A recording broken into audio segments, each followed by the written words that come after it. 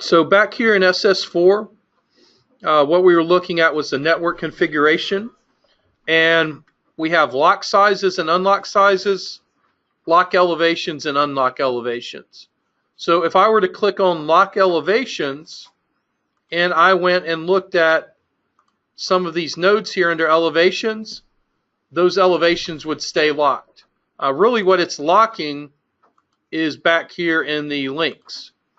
So if I go to the conditions here, it's locking the elevations in those links, which is checking them. So I'll just stay away from the whole thing. The button that we want, and the button that you would want typically when you first built your network, excuse me, is the Analyze button. The Analyze button goes through and it automatically locks everything. It doesn't necessarily check or uncheck them, but it won't change anything in your design.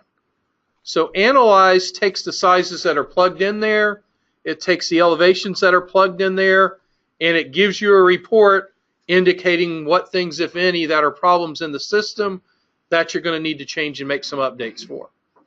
So in our case here, this network process is in here, and it's written as if we're designing the system. So what we can just do, we've already built a network here at page 6.4, and then we're going to skip steps 7 and 8 because we're not looking to design the network and look at the warning messages.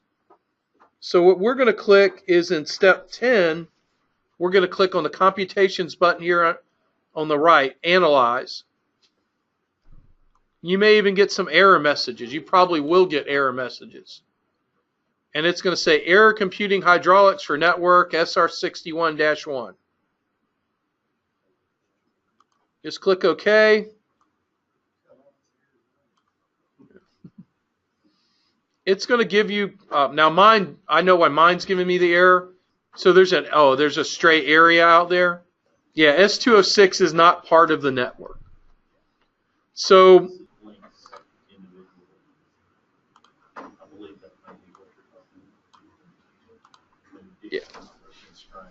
yeah, so the reason you're getting some slope warnings there, well, one, we have some pipes that probably have the same darn invert.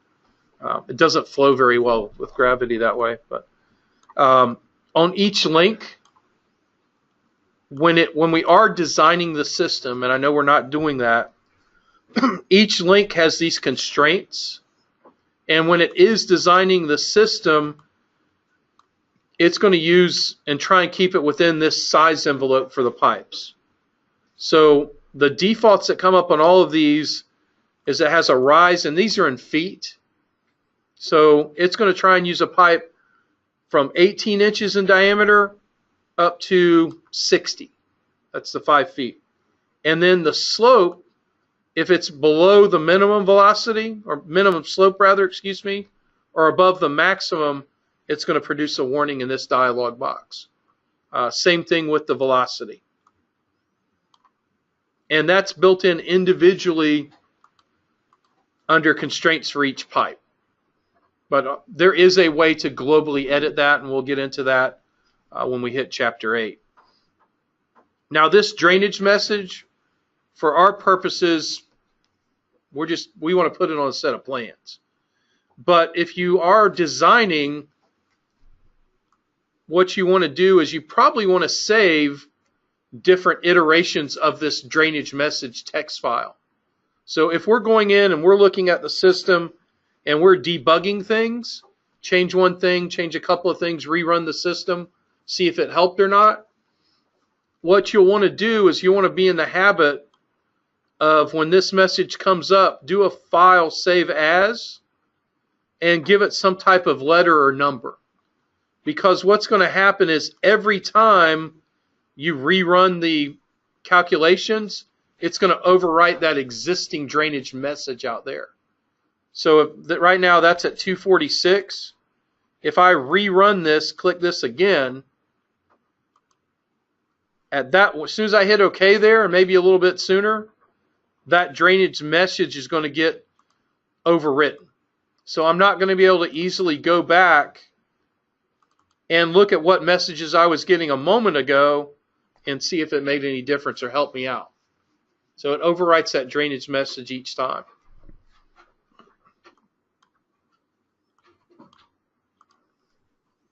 All right, so we're good with that. We don't really need to worry about it.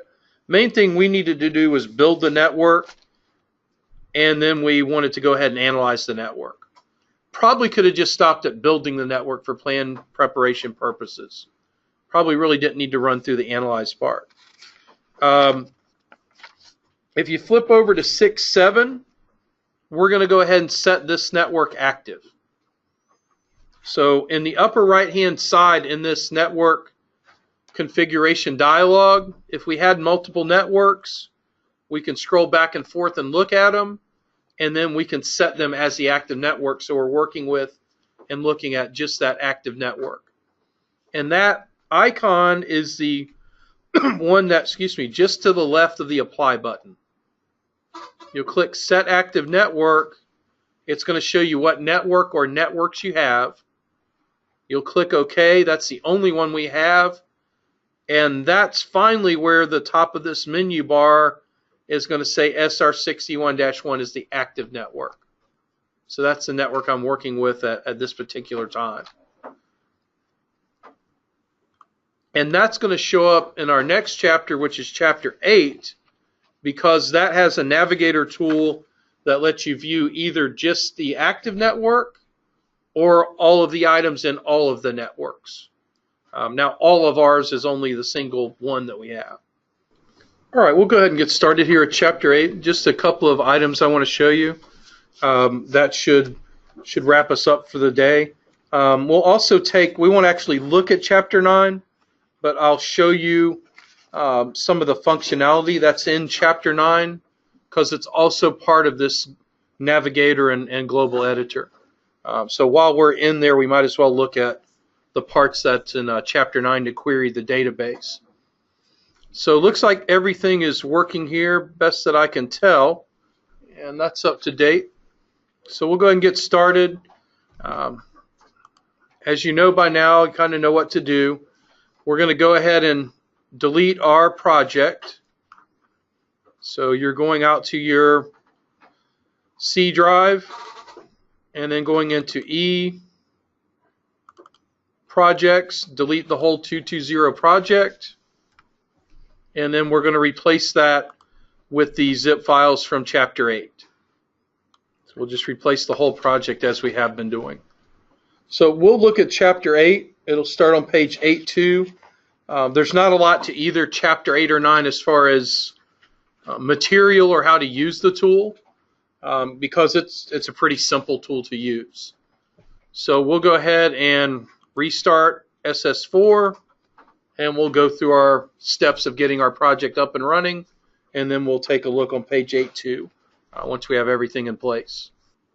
So you'll be back in your drprrd01 file, and then once you get back into that file, you're going to go under the FDOT Plans Development Task. You'll go under Drainage Plans. Hopefully drainage will open without any issues, and you'll reopen the SR61 GDF file. All right, so you'll get that criteria directory warning. Just click OK to that. That's coming from how their project was set up in the zip file. And then you'll go to your project preferences, and we will reload. We'll do a file open, and we're going to reload our project preferences that we've been using all along. I know that's quite a few steps just to get back into the file and get back into the drainage database. But that's the best way that we can do it to make sure everyone has exactly the same data set. So I'll click OK on the preferences, and we'll go ahead and say yes, and we'll be able to start chapter 8 here on page 8.2. Just briefly back to chapter 6. In general, GEOPAK drainage is always going to give you warnings if you've got some inlet or some link that is not, especially some inlet that's not connected to any other inlet. It's going to give you warnings. It doesn't like stray inlets and stray nodes sitting around. It's always going to give you a warning and give you a problem about that. The reason that this 206 is in the file is I believe at some point in one of these design chapters we end up placing, and maybe 204 may be the same, I think we end up placing a pipe between 204 and some other inlet, and then 206, and then maybe it goes to this outfall. It's in there for a reason, but in general, GEOPAK drainage doesn't like you building the network with stray elements sitting around, not connected to anything. All right, so here we've reopened here on page 82 our proposed drainage file, our DRPRRD01. You do not have to go through, and we did not go through the project manager hoops here from steps 2, 3, 4, and 5. Don't need to do that. We went ahead and opened up the drainage project. So now we're ready to do our page 8.3, which will have our exercise in it. So this tool here is good for looking at the overall drainage system. It's also a good tool for creating the elements and pieces, the nodes, the areas, and the links in the drainage system. So whether you are doing the plan production for someone that's not using GEOPAK drainage at all, and you're having to put in the individual pieces like we went through in chapters 4 and 5, and then in 6 building a network, or you're given the entire drainage database from someone that's already designed it in GEOPAK drainage, this is where you would start the plan preparation part.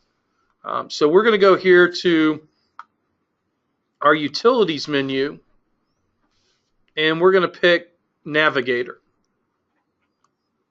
And what you're going to see on Navigator is on the left-hand side, we have, they look like little spider icons to me. You have one with 2 spiders that lets you look at all networks, and then you have this single one that lets you look at only the active network. So what you'll have to do for Navigator to work with the active network is you'll have to go up to Network and pick Active Network and set that SR61-1 active. Now I realize we don't really have to do that, because if we're looking at items in all networks or active network, it's the same. You will see though, when you list all networks, we're looking at areas. It's listing them alphabetically. When we're looking at active network, it does not list those items alphabetically. And the items that it's listing are relative to these icons here. So it's area, inlets, nodes, links, profiles, culverts, and routing. We don't have any of those anyway. So for us, it's area, inlets, nodes, and then links. An inlet is just exactly that. It's an inlet. It's something that's going to get water flowing into it. A node includes inlets, but it's also the outfall and junction boxes. And then you're going to see on Navigator we have a highlight and a window center. And it's going to work on whatever active elements are out there. So if I click on area, it's going to go ahead and highlight and window center the areas. Click on inlets, it's going to highlight and window center on the inlets. Same thing with nodes, same thing with the links. And then on the right hand side of your dialog box, you're going to see some icons that would let you create new items if you needed to. So if I'm clicking on links and I click this first little piece of paper icon, add item, it would add a new link. If you double click on an existing item, it'll take you into the editing dialog for that type of item. Or you can click on the item and click the second piece of paper icon, modify item. Same thing as double clicking on it. And then if you wanted to delete something, you can hit the little red X, delete item, and you'll get a warning. It'll say, I'm going to delete all selected items. Or if you're doing one item at a time, on this tool, when you hit the little X, it only deletes that one item. You click OK. I'm not going to do that. There's no undo. I'm not going to do that, but it would delete pipe 212. So it's not like the component area node link deletes, where it'll just jump to whichever one it decides to at the moment. All right, there's also an ID button down there at the far bottom right, but it only IDs whatever items you have picked at the moment. So if I have areas clicked on here and I click ID, it's only going to let me go out and click on areas, but it will tell me which area I've clicked on. And you don't have to hit the ID button more than once. You hit it once, and I've got it set to areas. So as I click on something that represents an area, it takes me to whatever that area is. Or it takes me to whatever link that happens to be if I have link highlighted there. And you don't even have to click on the pipe itself or the link. You can just click on the word, bless you, and it'll be attached to that. So if I just go out here and click on pipe whatever, that's pipe 203. I don't have to click on the element itself. You can click on the name. Might be a little bit easier to do. So that's just using the Navigator here at the top of page 8-3 to browse around and look at our drainage system that we have, or systems if we have more than one network. The other place that this will come in really handy is in the middle of page 8-3. If you go up to the View menu here in Step 5, there's the Navigator view, which is your default view that we just looked at. And then if you go to View and pick Global Editor, now what you're going to see when you click on a pipe or use Control and Shift to pick multiple items, you're actually able to edit multiple items at one time. So a good example is probably the link option. So if you were to pick the link option, we could pick all of these links, and we wanted to change, what the maximum slope would be. So we want to change that maximum slope. Now we know it's in percentage. Maybe we want the maximum slope to be 2%, 0.5%, whatever. So that value for slopes is in percentage. On this tool here, and I realize they changed something a little bit different in the book. They changed the minimum depth, which we'll do in a moment. There's two buttons when you're applying the edits. So on the left-hand side, you can pick any single item. So it can just be one item. You can pick multiple items using Control and Shift. And then when you make the changes, you can hit Apply, Edit, No Confirm. And if you have a dozen pipes picked over here, or a dozen nodes, or whatever it is, when you hit Apply, Edit, No Confirm, you don't get a prompt for each of those elements to say yes and update them. If we hit Apply, Edit with Confirm, I'm going to get 12 prompts or 15 prompts, whatever it happens to be. So the safest bet is to hit Apply, Edit with Confirm, and it's going to ask you for, in this case, each pipe. And you can say yes. You can hit yes a bunch of times, or you can say no to some of them. If I change that and make it some other value and pick all of these again, if I hit Apply, Edit, No Confirm, it just changes it. That's it. There's no undo. There's no going back. And there is a warning either at the front of Chapter 8 or 9. It tells you this is a really good point to save a backup of that database. If you're clicking on single items, I believe it might show the current value as you click on the item. Yeah. So if you're clicking on single items on that left-hand side, it's going to show you the value that comes up for new value is going to be what the value of that particular single item is. Because I just changed 207 to 1. So if you want to, we can go ahead and assign those a minimum depth if we would like to here in step 7 for all of the nodes. If you don't want to do them, that's okay. They just pick all of the nodes, they find the node minimum depth, and they change it. Apply, edit, no confirm. They change all of these to 3. So it lets you edit the network a lot easier than double clicking and scrolling through all that stuff. It also lets you do, as we did a minute ago, this query option.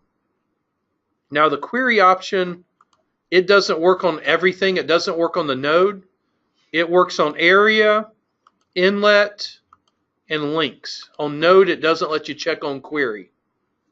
But if you were to click on inlets, which is the second icon, and pick query, and this is the example shown in chapter 9, what we could do is we can say we want to look at values where the variable of ponded width is greater than, that's 7.5 feet, greater than half the lane plus the gutter. And then if you hit apply query, there's 4 of them that aren't meeting standards there. So it's a pretty handy tool. The query option is definitely worth using. Even if you're just handed the GEOPAK drainage database and told to put it on a plan set, it's not going to hurt anything to go through there and check a couple of things. Whether you've designed it or someone else did, it's not going to be a bad idea.